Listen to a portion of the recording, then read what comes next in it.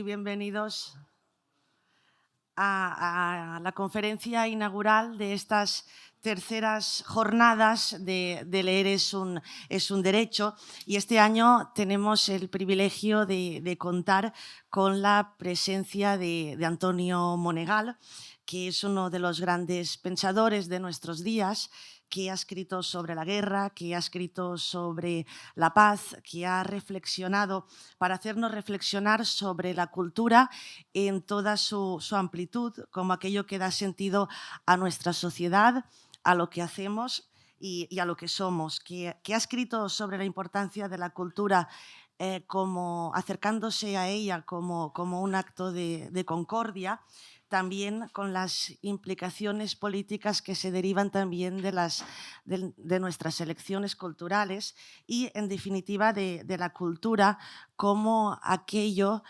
que reconcilia los desajustes entre el ser humano y el mundo.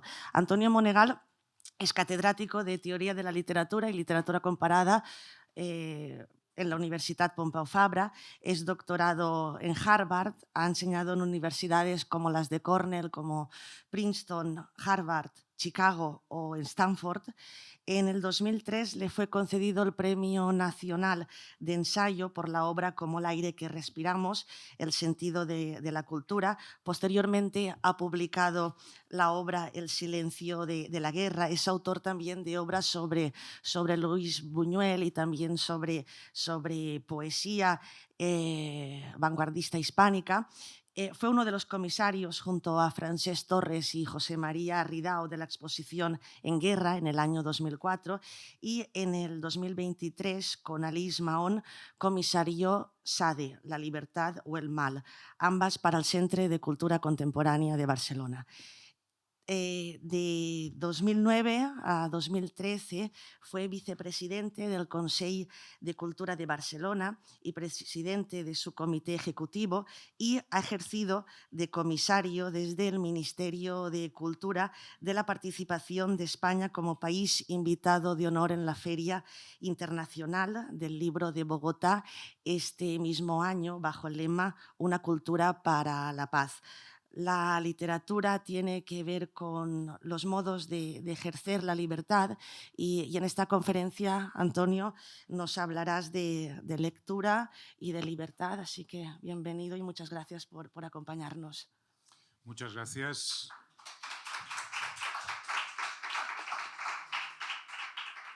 Muy bien, aplaudan la presentación, que es lo de más nivel de lo que van a escuchar ahora. Doy las gracias a los organizadores y en particular a María José Gálvez por invitarme aquí. Me dijo, tienes que venir porque es un grupo muy agradable, muy interesante. Tenía razón. Lo cual me hace sufrir aquí pensando si estaré yo a la altura de un grupo que sabe tanto de las cosas de las que voy a hablar, pero igualmente es un placer. Y como no he seguido lo que se hizo en las dos anteriores jornadas, no tengo ni idea de si algunas de las cosas que voy a decir serán obviedades que ya están dichas, y es probable, diríamos. Es probable que diga unas cuantas de obviedades, sobre todo para la gente que me escucha.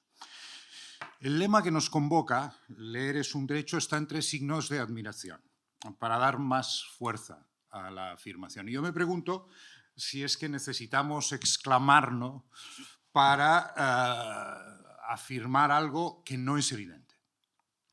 Entre los presentes puede parecer que sí, entiendo que aquí habría un consenso general sobre que la lectura tiene virtudes que justifican esta afirmación y por lo tanto vamos aquí a predicar entre convencidos.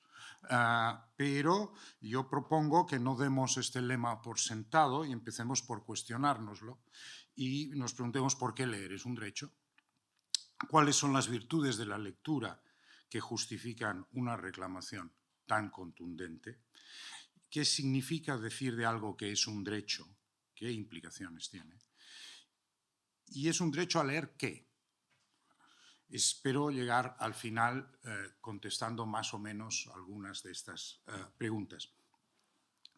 He enumerado los puntos de mi intervención este era el primer párrafo, 1. Hay 20, cosa que les dará una idea de cuando me vaya acercando al final. O sea, que será una manera de saber a este le queda mucho o le queda poco para seguir enrollándose. Segundo, hay en la sociedad un consenso masivo acerca de ciertos derechos humanos inalienables, con manifestación en algunos casos constitucional, como el derecho a la vida, la libertad de expresión, y también otros asumidos que en inglés no se llaman rights, sino entitlements, pero que se traduce también por derechos en castellano, como la protección social en la jubilación, el desempleo, la pobreza. La educación y la salud se consideran derechos fundamentales y los Estados están obligados legalmente a facilitarlas a todos los ciudadanos sin discriminación, porque repercuten en múltiples aspectos del desarrollo de los individuos y son el fundamento del acceso a otros derechos. Parece evidente que si venimos aquí a proclamar que leer es un derecho es porque nuestra unanimidad sobre este tema no se extiende al conjunto de la sociedad. Es decir, que esto de que es un derecho inalienable, ¿no?, fundamental, no estaría para todos tan claro. 3. La temática alrededor de la cual giran estas terceras jornadas es la accesibilidad, que es una noción que se deriva de la afirmación del derecho. En la medida en que leer es un derecho, la sociedad, el Estado, las administraciones deben garantizar su ejercicio a todos los ciudadanos. Claro que, como todos sabemos, lo mismo podría decirse de la vivienda y ya sabemos cómo están las cosas, ¿no? Esa suposición o presunción sobre el derecho no tiene siempre esas implicaciones. Eso significa ayudar a superar barreras y limitaciones de todo tipo que afectan a colectivos vulnerables y a otros que aparentemente no lo son. Y por eso, porque no todos aquellos que ven afectado el ejercicio de ese derecho es manifiesto que sufren esa dificultad de accesibilidad, me gustaría que ampliáramos la perspectiva y la noción de accesibilidad. Es decir, los obstáculos al ejercicio del derecho atraviesan al conjunto de la sociedad porque se derivan no solo de condiciones psicofísicas, económicas o de marginalidad de individuos y grupos, sino también de la consideración social de la lectura y del tipo de instrumentos que la sociedad, de las que la sociedad se dota, ¿no?, para hacerla extensiva al conjunto de los ciudadanos. 4. Es curioso que han cambiado históricamente los términos del debate. No estamos discutiendo aquí el derecho a la alfabetización, es decir, sino la lectura. El derecho a la alfabetización es, por supuesto, también un derecho fundamental, pero lo damos por sentado porque se deriva del derecho a la educación y vivimos en sociedades actualmente altamente alfabetizadas. Por lo tanto, no estamos en este momento como podría ser la situación cuando algunos de los que estamos aquí éramos más jóvenes. Yo me acuerdo que yo no hice el servicio militar, me salvé después de 11 días. Pero lo normal era que la gente que tenía educación universitaria se le pidiera que diera clases de leer y escribir a aquellos que estaban haciendo la mili y no lo sabían. Esa es una situación que ahora nos parecería anacrónica, ¿no?, porque no estamos en esta. Tiene sentido que establezcamos esta distinción entre alfabetización y lectura, porque saber leer, y es a donde yo voy a ir, en la acepción que usamos aquí, no es lo mismo que estar alfabetizado. Es decir, las competencias lectoras no dependen del grado de alfabetización desde un punto de vista técnico, ¿no? Es decir, se puede marcar un umbral de reconocimiento fácil, ¿no?, cuantitativo de lo que representa la alfabetización, y sin embargo es mucho más difícil, y hay muchos ejercicios sobre eso, el intento de acceder a las competencias lectoras para saber cuáles son. 5. Una pregunta pertinente, por lo tanto, puesto que no discutimos sobre alfabetización, porque damos por supuesto que el derecho a la educación garantiza eso, sería si, en el sentido en que nosotros hablaremos aquí de leer, se aprende a leer en la escuela. Esta sería, diríamos, una pregunta básica. ¿Se aprende a leer en la escuela?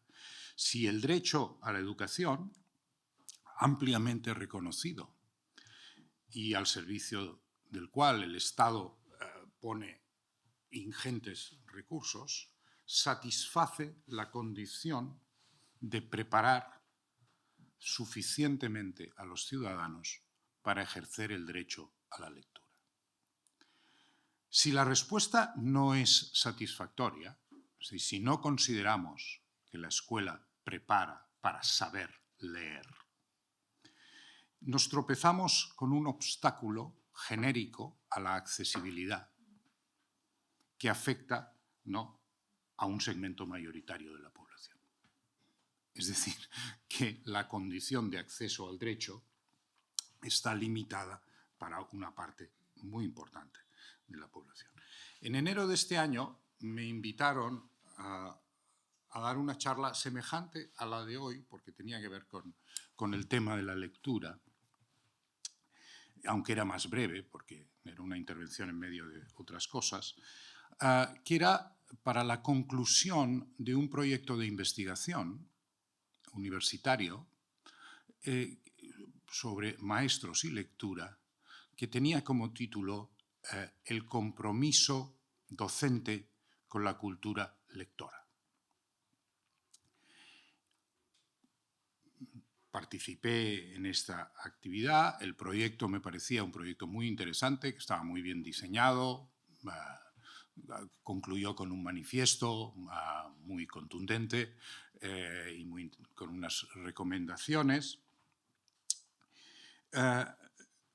Pero a la vez no pude quitarme la sensación de que había algo muy preocupante si era necesario afirmar el compromiso docente con la lectura. Si no podemos dar por supuesto que los maestros tienen clara la importancia de la lectura.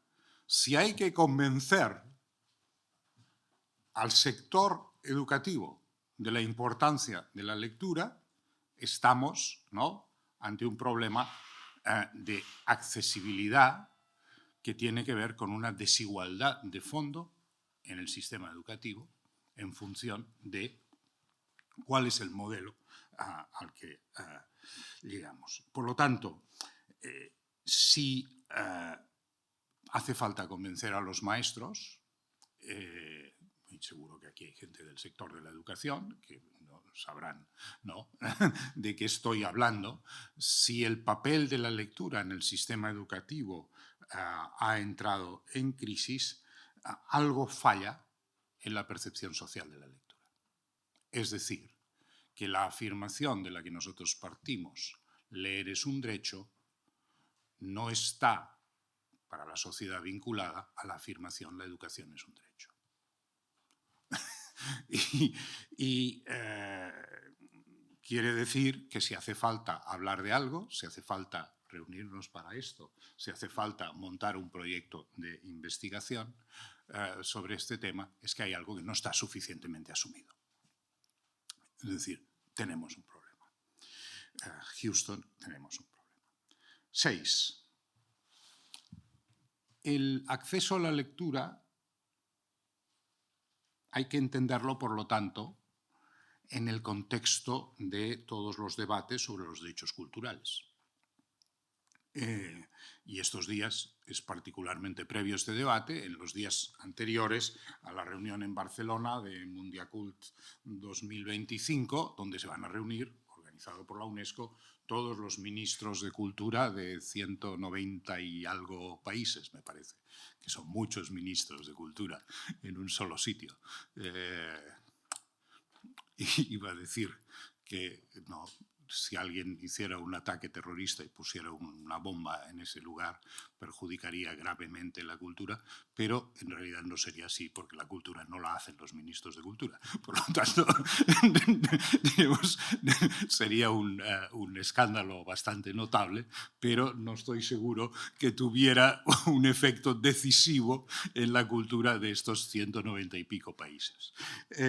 Me sabe mal por nuestro muy estimado y admirado ministro de Cultura y todos los que lo anteceden, los que siguen y los que practican esto en otros países. Pero una de las cosas que uno aprende, ha señalado Ángels cuando me presentó, que yo pasé unos años en un organismo que asesoraba en las políticas culturales en la ciudad de Barcelona, que era este Consell de Cultura, en un comité ejecutivo de 12 miembros independientes. Y una de las cosas que tocaba insistir repetidamente, que es que una cosa son las políticas culturales, otra cosa es la cultura, y la cultura no la hacen los políticos, la cultura la hacen los ciudadanos.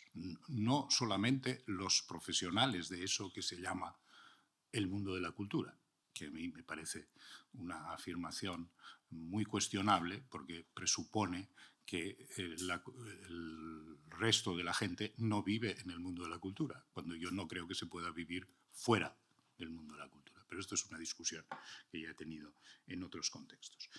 Una de las reivindicaciones de las que se hablará en Mundiacult, que hace mucho tiempo que impulsa el lobby, lobby en el buen sentido, el lobby Culture 21, que es la agrupación de ciudades y gobiernos locales, que lleva mucho tiempo pidiendo que se añada a la Agenda 2030 de Desarrollo Sostenible un objetivo cultural, que sería el número 18. Ya saben ustedes que hay 17 objetivos de desarrollo sostenible, ¿no?, que la ONU ha propuesto y que están representados en un bonito pin con muchos colores. Es lo más cerca a la Carta a los Reyes Magos que yo he visto en políticas y afirmaciones y manifiestos, porque es todo lo fantástico y maravilloso que nos gustaría que pasara. Sin lugar a dudas, es un horizonte ideal.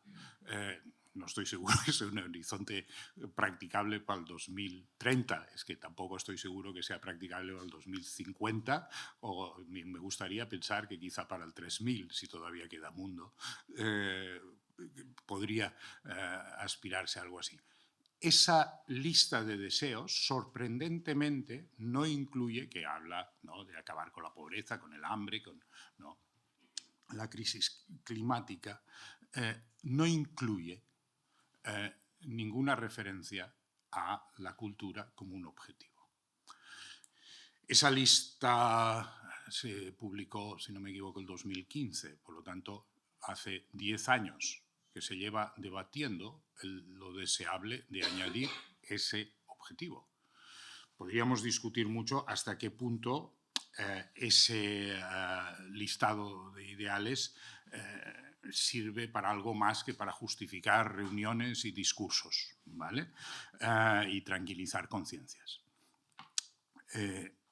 Pero el hecho de que después de una década de estas discusiones todavía no se haya aprobado esto, demuestra no solamente una falta de reconocimiento del valor de la cultura, evidente, cuando se pone detrás de todas estas otras cosas, y de su función en el desarrollo, sino además una definición errónea de lo que significa la cultura.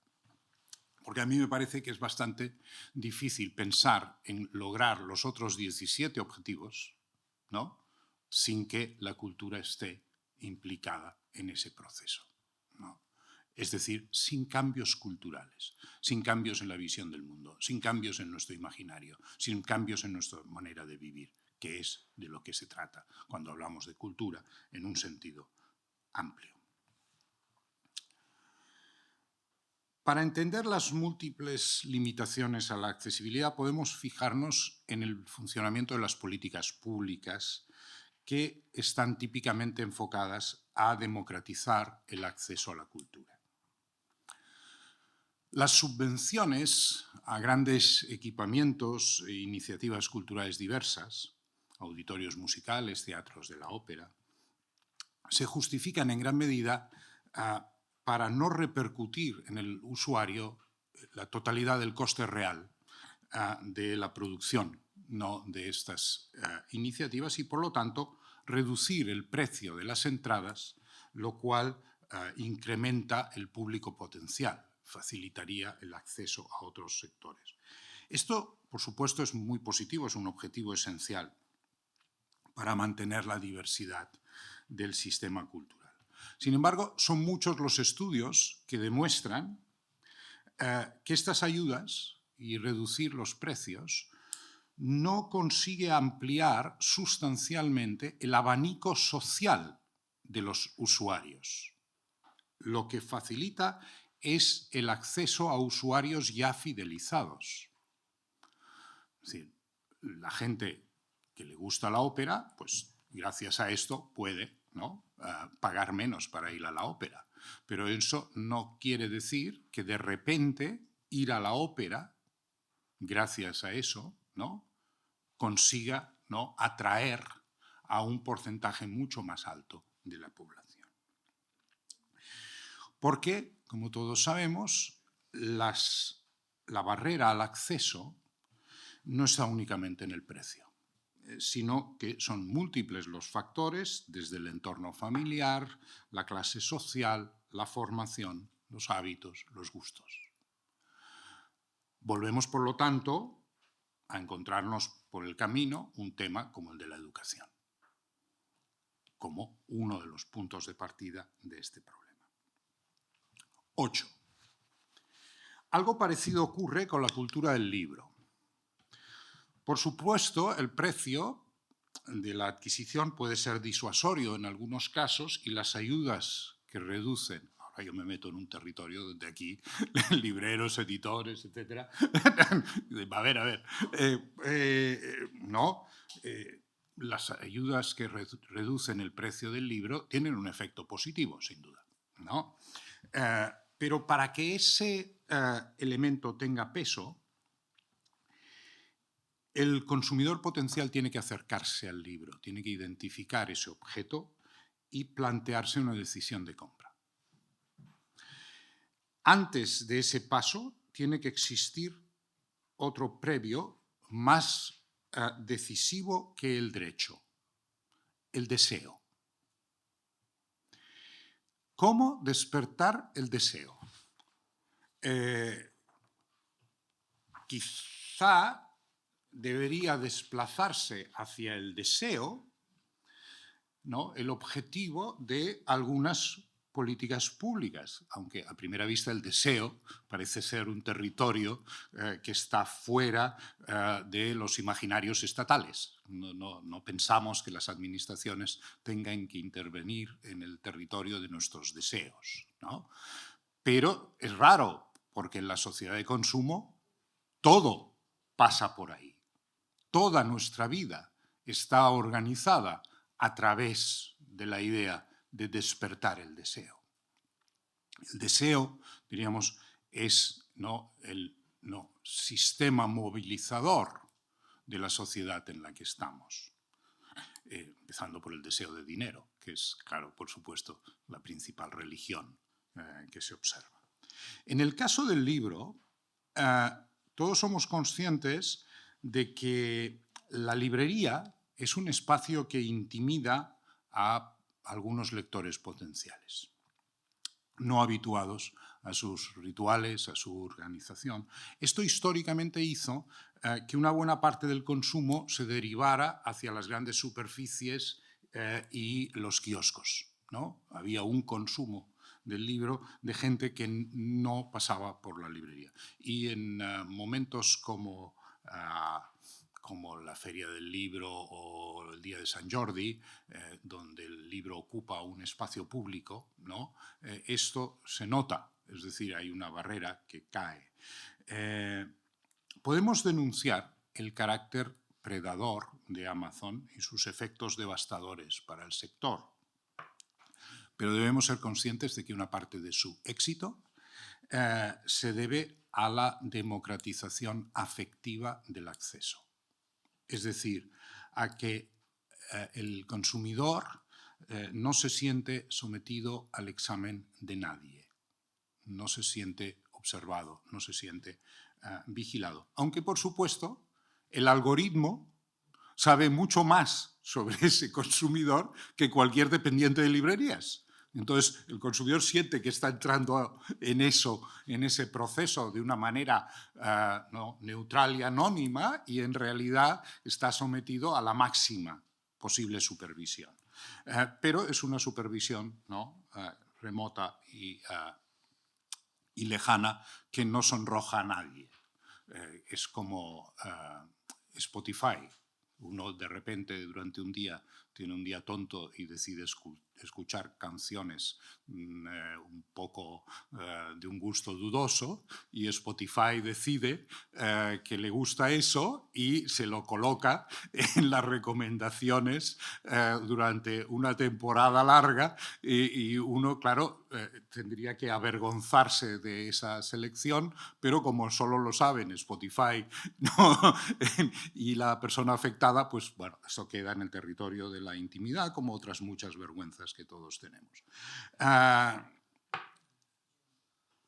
Que conste, cuando hablo de lectura aquí, yo no distingo entre soporte papel y soporte digital. Leer es leer, y lo que hay que distinguir es el qué, no el medio.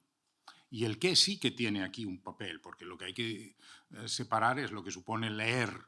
Porque hoy en día dicen, es que la gente no lee, la gente no para de leer. Entonces tú miras, todo el mundo está en el metro, en el autobús, todo el mundo está leyendo. Lo que pasa es que leer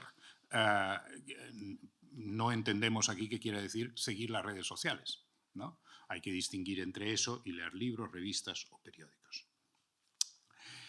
Desde el sector del libro se hace mucho por combatir, porque todo el mundo es muy consciente, este obstáculo virtual, digamos imaginario, que representa la inhibición, ¿no?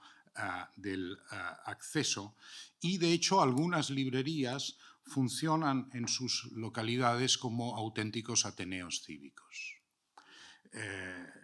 Complementan así la labor de fomento de la lectura que tan eficazmente llevan a cabo las bibliotecas públicas. Y por lo tanto, yo soy muy partidario de entender que las librerías no es un tipo de comercio cualquiera, que tendría que tener un reconocimiento cultural, ¿no? Y un apoyo específico precisamente por esa función que cumplen, ¿no? Que corre paralela y complementa lo que es una de las cosas que más éxito ha tenido en las políticas públicas de este país, que es, diríamos, la construcción de una red consistente de bibliotecas.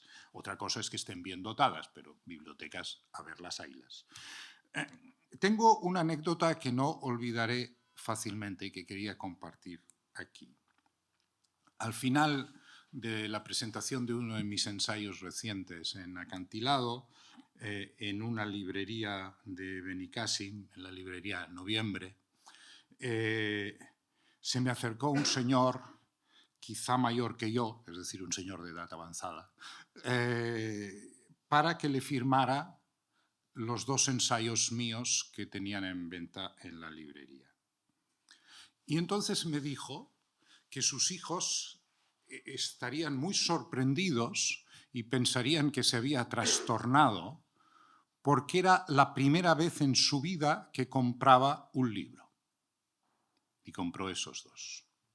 Yo me quedé, por supuesto, muy halagado y a la vez muy preocupado, porque, ¿no? Por supuesto, su compra se debía más a la presentación, es decir, una cuestión que tiene que ver con la oralidad, con la lectura.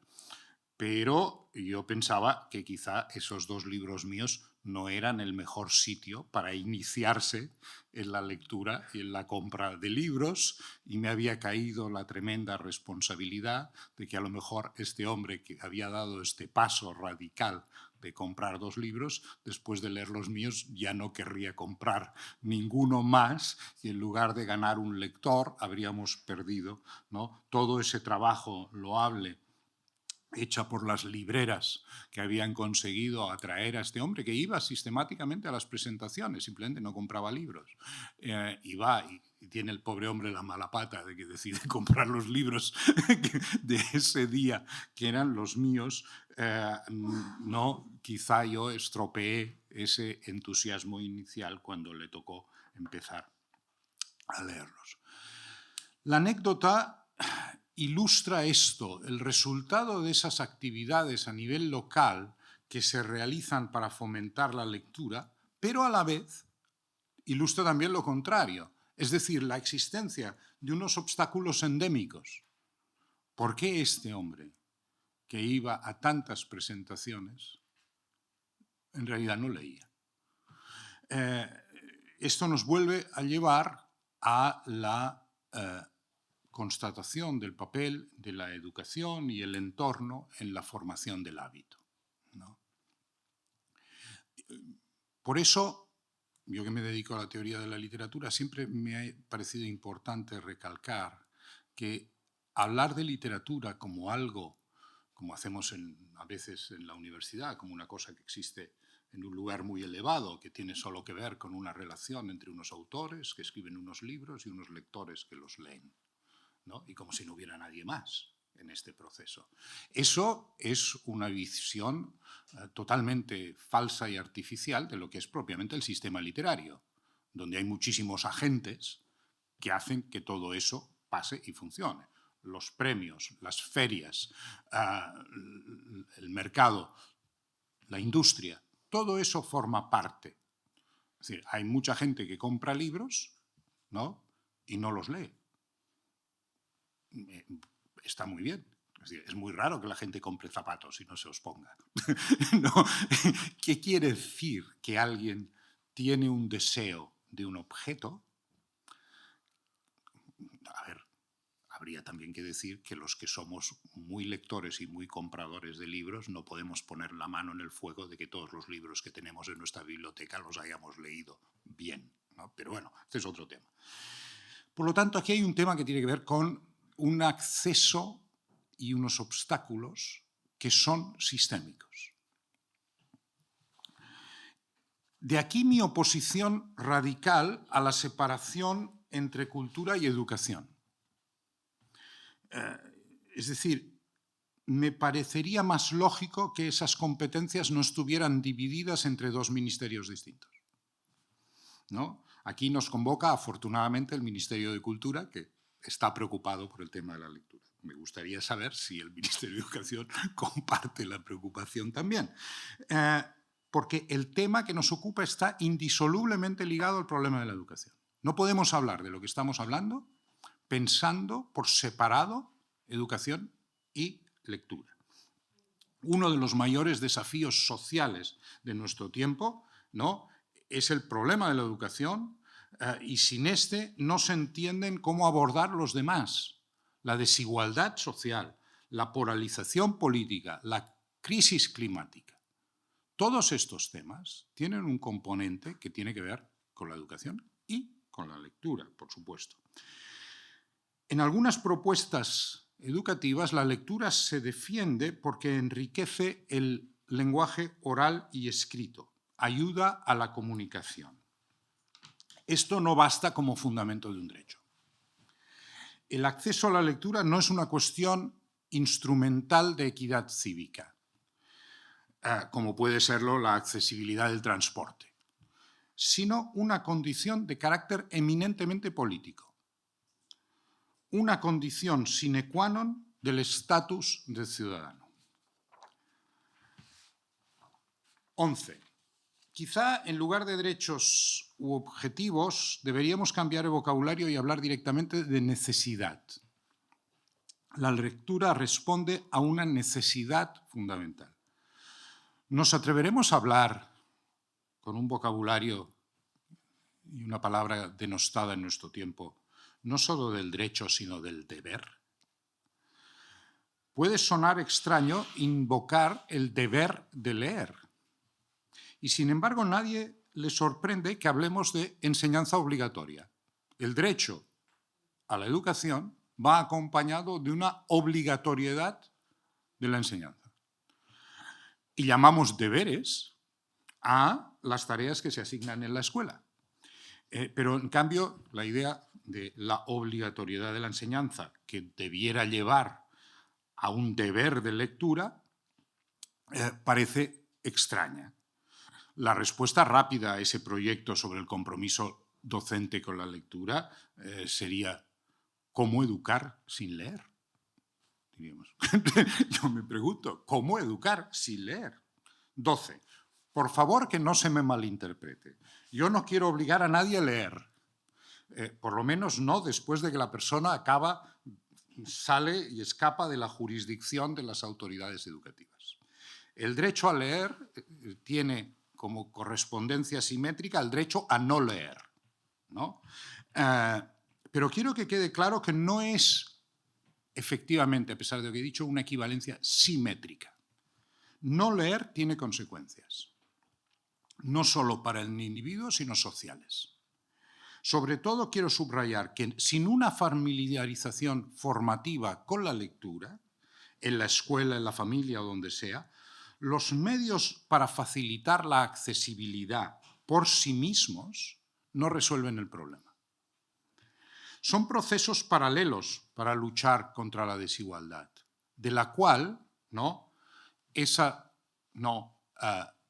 cuestión de la lectura es causa y efecto, a la vez, la limitación de ese acceso por cuestiones sistémicas. Abrir una puerta necesita ir acompañado de que sea bienvenida la invitación a cruzarla. Hace falta, repito, despertar el deseo. No es extraño que yo comisariara una exposición sobre el Marqués de Sade, porque este tema del deseo parece ser una preocupación. Un excurso, punto 13, con el cual me anticipo a otras personas que sacarán este tema, creo. Mientras preparaba esta conferencia me tropecé con una de estas polémicas insustanciales que proliferan en las redes, pero que viene a cuento, ¿no?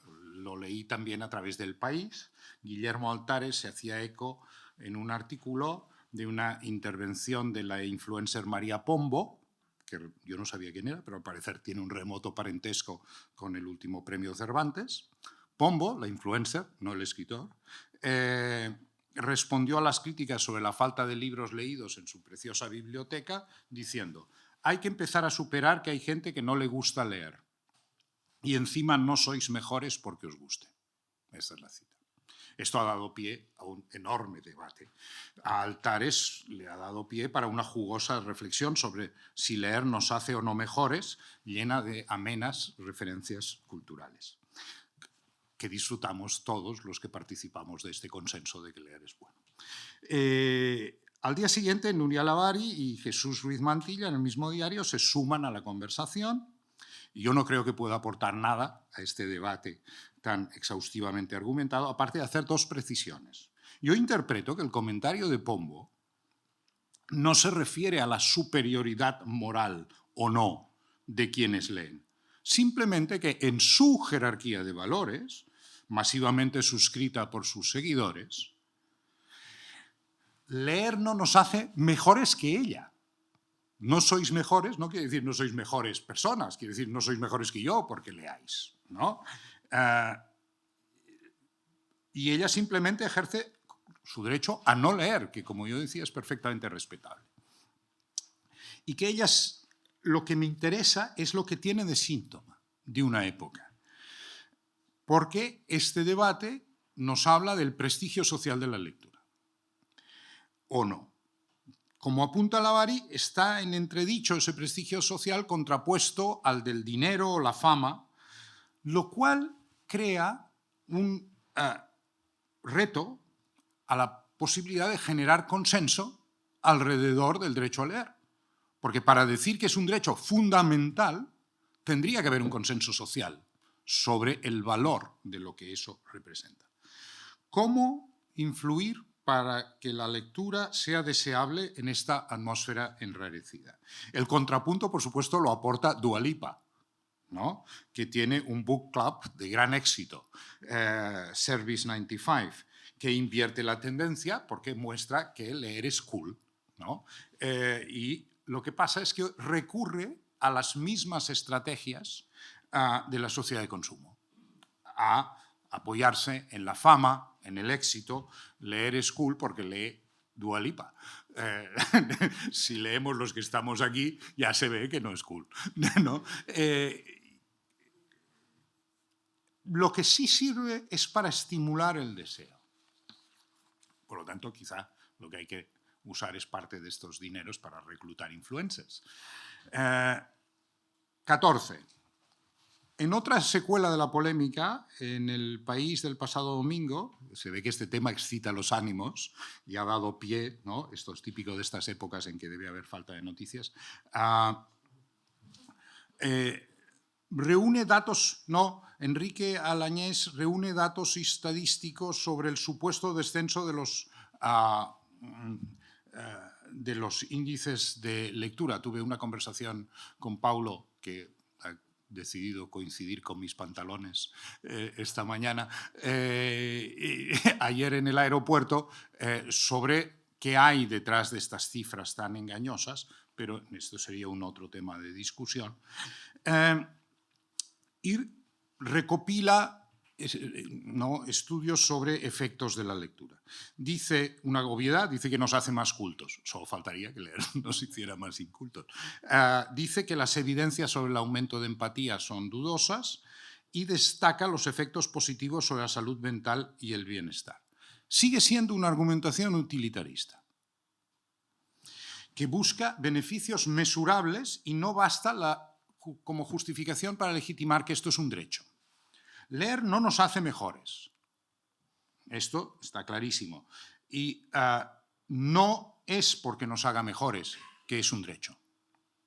La argumentación de Martha Nussbaum en Not for Profit, ¿no?, Why Democracy Needs the Humanities, es tendenciosa porque vincula la función social de la literatura a la prescripción de unas lecturas positivas, edificantes, y por lo tanto pasas al mismo proceso de otra gente que prohíbe las lecturas que no le parecen bien. El derecho a leer no tiene otros límites que la libertad de expresión, es decir, que el derecho a escribir. Significa que se tiene que poder leer todo, cualquier cosa, desde la Biblia al Marqués de Sade. Tenemos derecho a leer por placer, por entretenimiento, no porque nos haga mejores. Me gusta, mi cálculo de tiempo era un poco optimista. Sí, voy a ver si acelero. Yo pensaba que me sobraba porque había hecho un cálculo por páginas, pero me he hecho demasiadas digresiones. Dos ejemplos sobre este tema del deseo y el impulso a la lectura. El primero es que parece que se puso de moda en Nueva York unos clubs de lectura en que uno pagaba 10 euros para ir a reunirse a leer con otra gente. A leer en silencio, cada uno el libro que llevaba. Lo que estaba haciendo es comprar su propio tiempo para aislar esta idea de no leemos porque no tenemos tiempo. Bueno, pues pago 10 euros y me voy ahí, me encierro y estoy supervisado por la otra gente que lee. Con lo cual, no, es el colmo del consumo. Ya consumo, pago por consumir mi propio tiempo. En cambio, el otro ejemplo es ese documental, está recogido ese documental maravilloso de María Álvarez, El tiempo perdido, como un bar de Buenos Aires, un grupo de personas se reúnen desde hace 20 años, o se reunían, porque ya no lo hacen, y leen en voz alta los 7 volúmenes de En busca del tiempo perdido de Marcel Proust. Cuando llegan al final, vuelven a empezar por la primera página. Y por lo tanto, los que son asiduos de este grupo han leído varias veces los 7 volúmenes enteros. La idea es fantástica, porque permite hablar de qué significa perder el tiempo. En realidad, lo que el documental demuestra es que es una manera de ganarlo, de encontrar sentido a la vida, de crear comunidad, de llenar la existencia de experiencia, una experiencia irrepetible que se da en la repetición, en volver una y otra vez sobre lo mismo. Retomemos la cuestión de la polémica. Leer no nos hace mejores, nos hace más libres. Altares recuerda un lema de la campaña de un grupo de editoriales durante la transición. Más libros, más libres. Para mí esto es evidente. La libertad no conlleva la bondad moral. Al contrario, a veces tiene efectos perniciosos. Pero es una condición irrenunciable para el desarrollo pleno del ciudadano. Todo lo que nos da la lectura, y por ello es un derecho fundamental, tiene que ver con ese conocimiento que nos hace más libres. ¿Cómo educar sin leer? Yo pensaba antes. ¿Cómo ser libre hoy sin el conocimiento que te da la lectura? Denunciamos los peligros de la desinformación, la manipulación, las burbujas epistémicas, las teorías conspirativas. El antídoto está a la vista. Es mucho más difícil manipular a la gente que lee de una manera abierta, amplia. Por supuesto, el libro no puede ser cómplice de todos estos procesos de manipulación y teorías conspirativas, pero es un arma que bien empleada da recursos para navegar esa complejidad en nuestro tiempo. En la medida en que subcontratamos ese conocimiento a las máquinas, a las plataformas y ahora a la inteligencia artificial, lo que perdemos es libertad. Por eso me permito invocar un texto ya viejo del año 61 de André Maurois, que será conocido para muchos, que es esa defensa de la lectura en las bibliotecas públicas que publicó en el Correo de la UNESCO, donde dice que nuestra civilización es la suma de conocimientos de las generaciones que nos han precedido y que solo pueden participar en ella si somos capaces de acceder a ella leyendo. Y Maurois da la razón al tema de este encuentro. Dice: hay verdad en el dicho de que hoy en día el derecho a leer es uno de los derechos inalienables del ser humano. Todos los hombres y mujeres deben tener acceso libre a los derechos y si se les da la oportunidad, los libros transformarán a los seres humanos, convirtiéndose en herederos de esa experiencia. Y entonces habla de que el efecto que eso tiene en la democracia. No es un texto antiguo, es un texto premonitorio. Nos habla del efecto negativo en la democracia si los ciudadanos no tienen ese acceso para poder informarse. En ese sentido, el derecho a leer deviene necesidad y su razón de ser es política. Es un derecho fundamental porque es la condición para el desarrollo pleno del ciudadano. El derecho a leer se conjuga con la libertad de leer lo que se quiera, para garantizar la igualdad del acceso y proporcionar los medios que permiten esa libertad del ciudadano, que es de lo que se trata. El ecosistema del libro no es una industria y un mercado cualesquiera, porque es una pieza fundamental en el engranaje de la democracia. No menos que un sistema educativo eficaz e igualitario.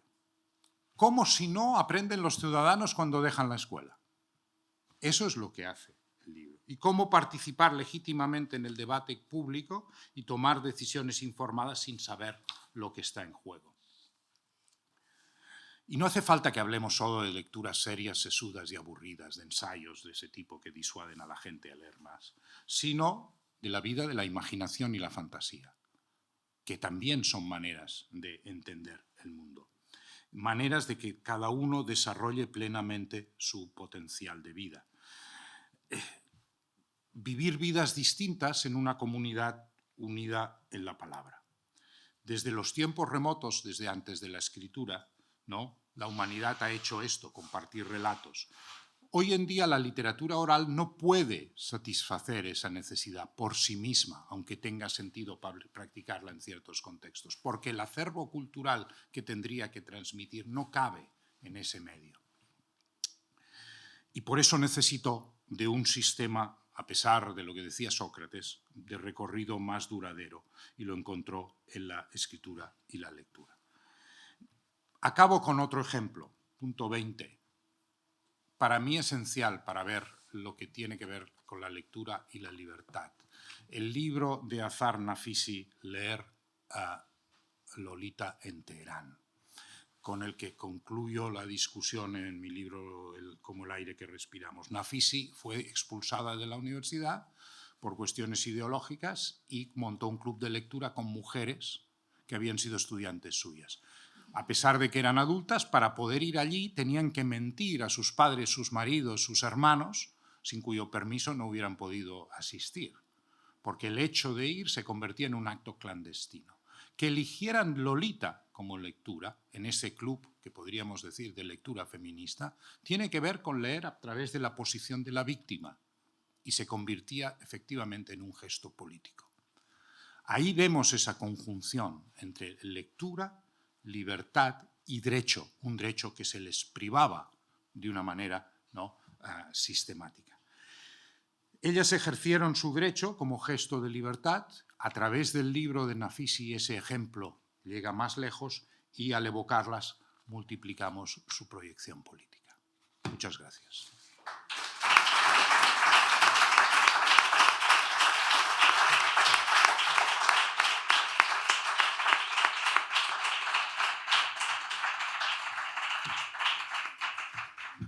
Había prometido que dejaría 15 minutos para preguntas, pero se han quedado en 7.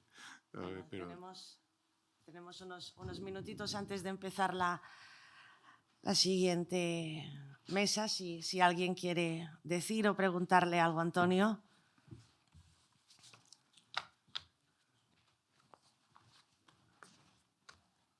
Parece que no.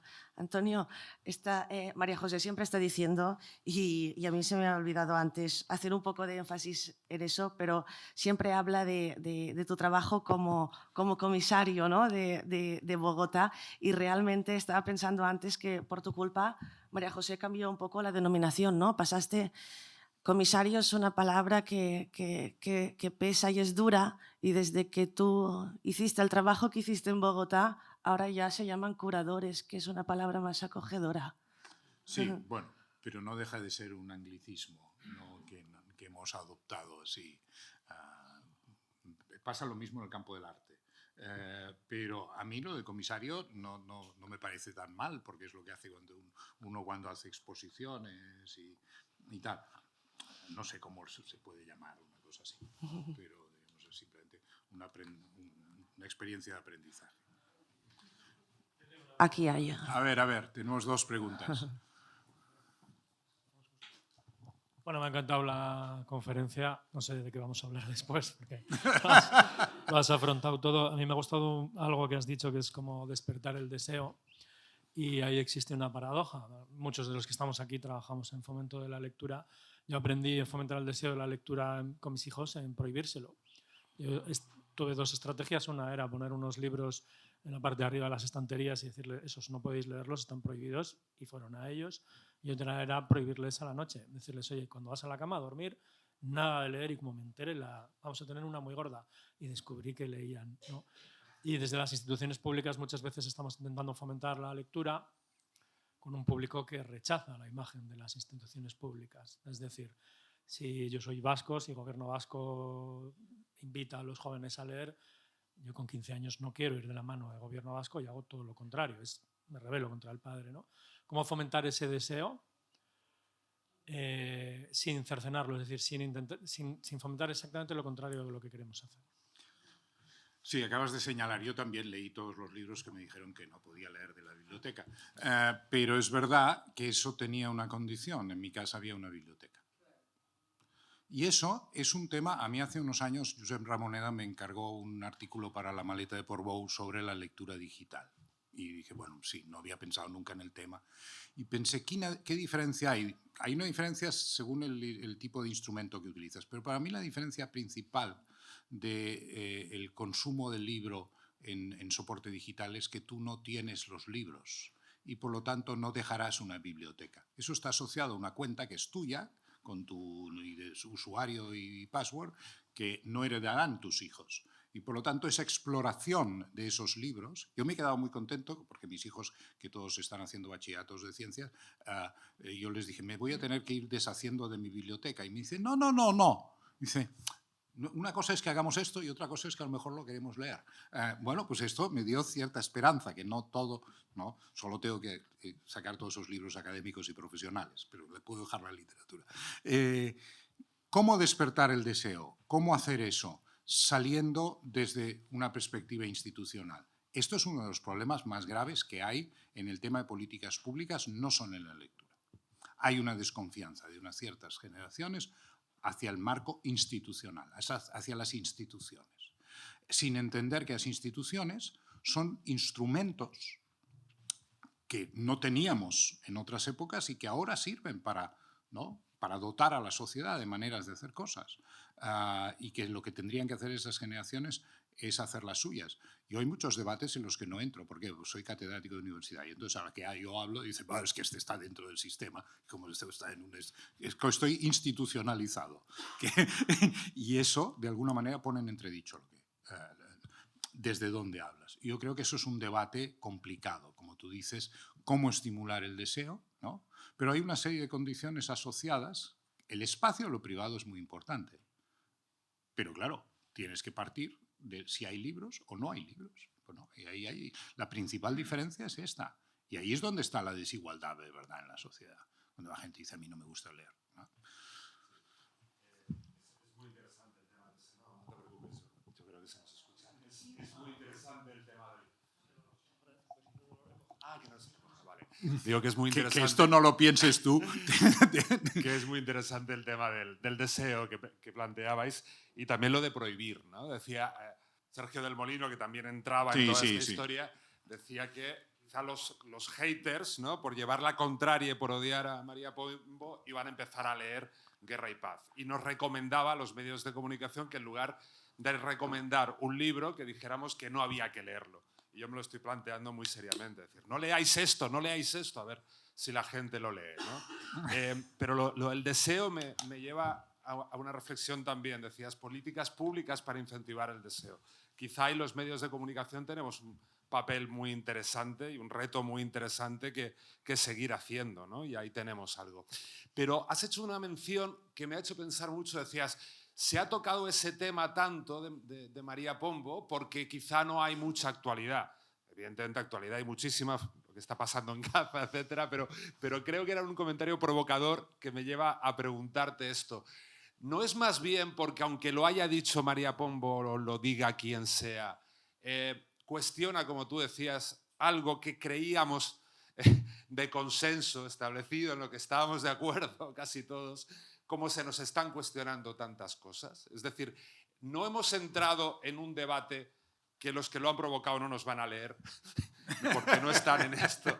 No hemos entrado en un debate porque es una cuestión más que pensábamos que estaba conseguida y no lo está. Yo creo que somos conscientes de que no está conseguido y por eso estamos hablando de esto. Y creo que ese fracaso, ¿no?, y esto lo hablábamos ayer con Paulo, del papel de la lectura en el sistema educativo, tiene mucho que ver con eso. Es decir, ¿cómo puede ser que estemos haciendo tanto esfuerzo para escolarizar a todo el mundo y esto no se esté abordando correctamente? No sé si mucho o poco, pero correctamente, claramente no. Lo de los medios de comunicación es muy importante.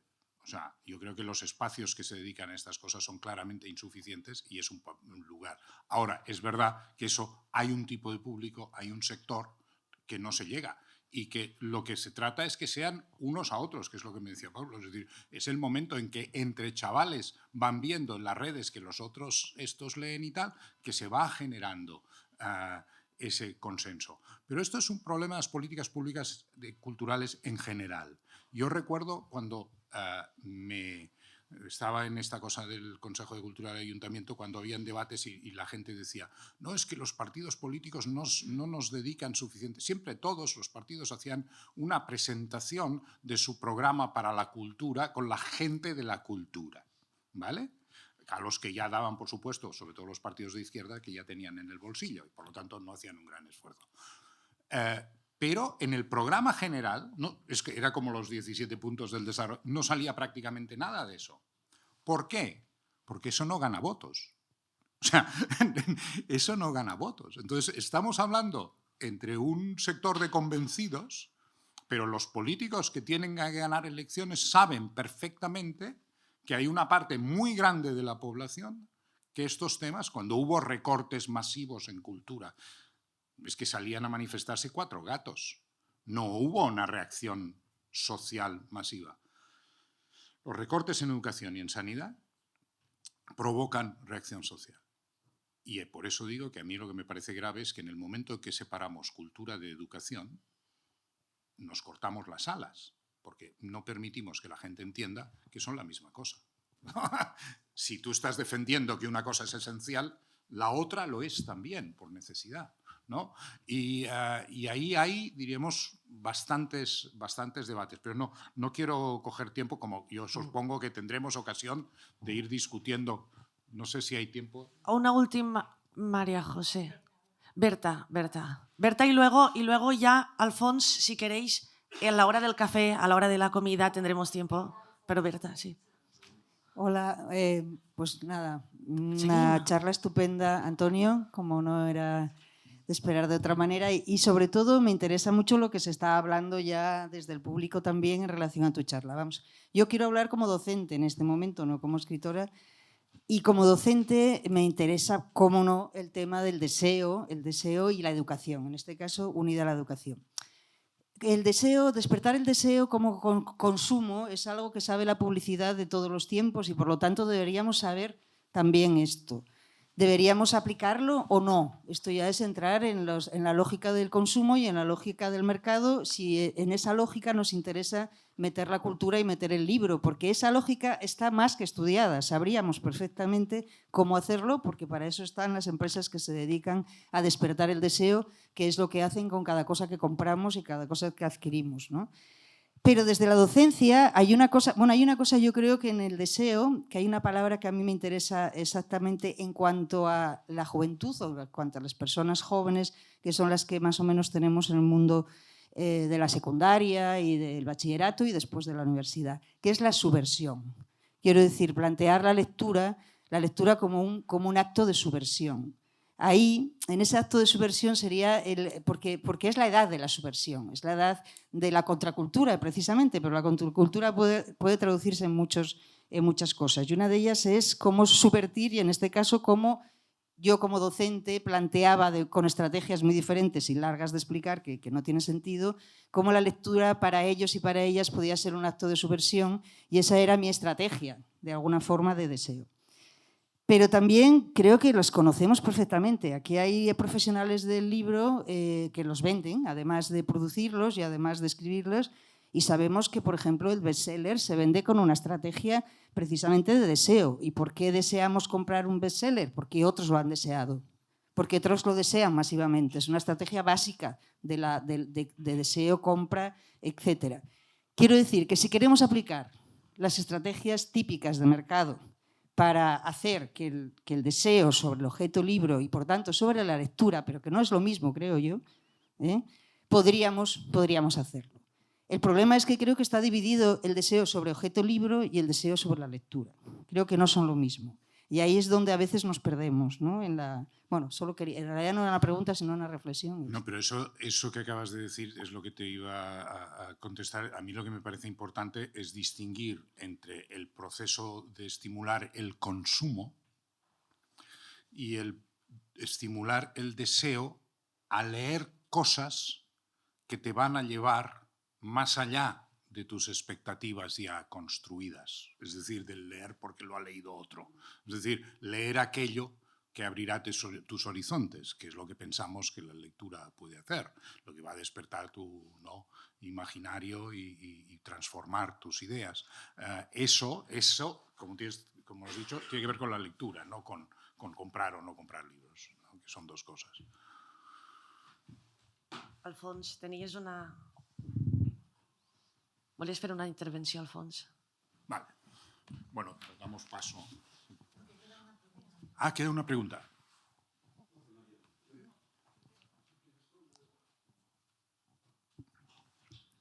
Buenos días.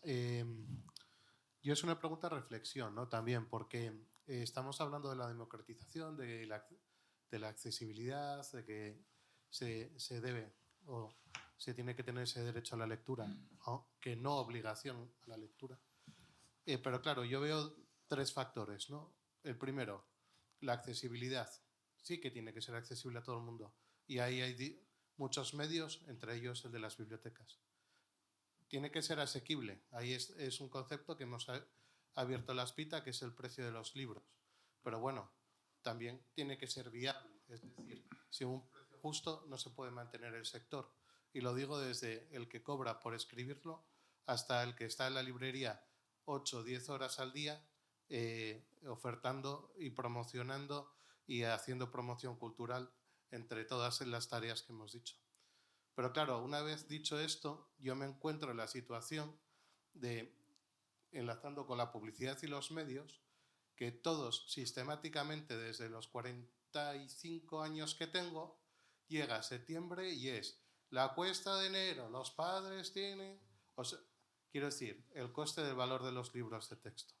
Y en ese aspecto es enfocado con la educación, es decir, si nosotros nos quejamos de que tenemos que hacer una inversión en nuestros hijos pagando un dinero que viene reforzado por el aumento de todos los costes que hay inherentes en los libros de texto, ¿por qué no se hace una campaña a favor de que no es un gasto sino una inversión? Y ya no me voy a meter en que acabamos de salir de gastarnos 3.000 euros en las vacaciones en Mallorca, pero quiero decir, si hay un lenguaje negativo a favor a la educación, creo que por ende no podemos hacer un lenguaje positivo hacia la cultura y hacia el derecho a la lectura.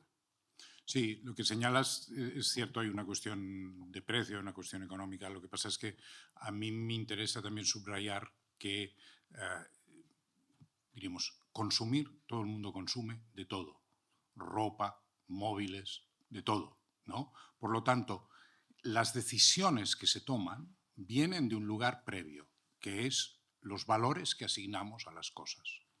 Yo creo que ahí es el problema, ¿no? Una cosa es el precio y otra es el valor. Nosotros estaremos dispuestos a pagar algo en la medida en que le demos valor, ¿no? El problema que tenemos es que la sociedad no valora.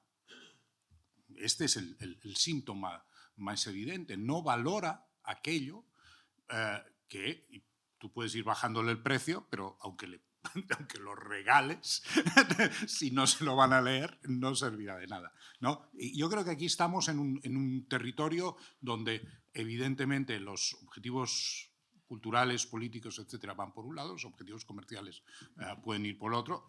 Se puede conseguir, ¿no? Como decía Berta, que hayan procesos de favorecer, ¿no?, un comercio, pero estamos hablando de un problema de fondo. Es decir, hay libros que la gente no va a leer si no los va a entender.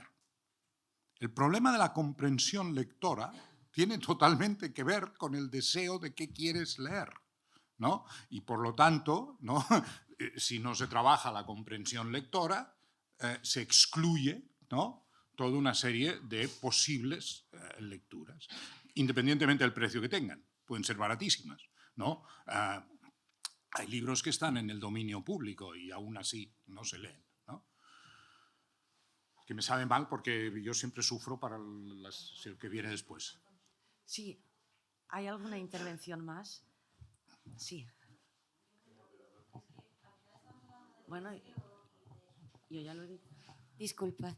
Estamos hablando del deseo o del interés de la gente y no estamos hablando del tiempo. Porque hay muchísimas personas que no tienen tiempo de leer. Y esto también tiene que ver con las clases sociales. Entonces, hay que también mejorar las condiciones de vida para que la gente pueda tener un hábito que le permita tener una comprensión lectora. O hay también que entender que una persona que tiene pluriempleo no tenga tiempo ni de saber que tiene ganas de leer. O sea, no sé, creo que al final damos por hecho muchas cosas y hay que entender cómo conseguir esos espacios para que la ciudadanía pueda dedicarse a leer, que es un trabajo. Es un trabajo hacerlo bien, ¿no? Como lo que decíamos de votar o votar bien, pues para leer también hay que conseguir esos espacios. Y eso también tiene mucho que ver con los privilegios y las condiciones de vida de las personas. Eso quería solo apuntar. No era una pregunta, sino que lo tenía aquí. Sí, Muchas no sé. gracias, Eli. Seguiremos después y muchas gracias, Antonio, por este viaje que nos has hecho para repensar y pensar todo lo que has dicho y que, en definitiva, en tus palabras, la democratización afectiva del acceso a la cultura, a la lectura, a los derechos, y ahora vamos con una mesa con los lectores. Muchas gracias. Gracias.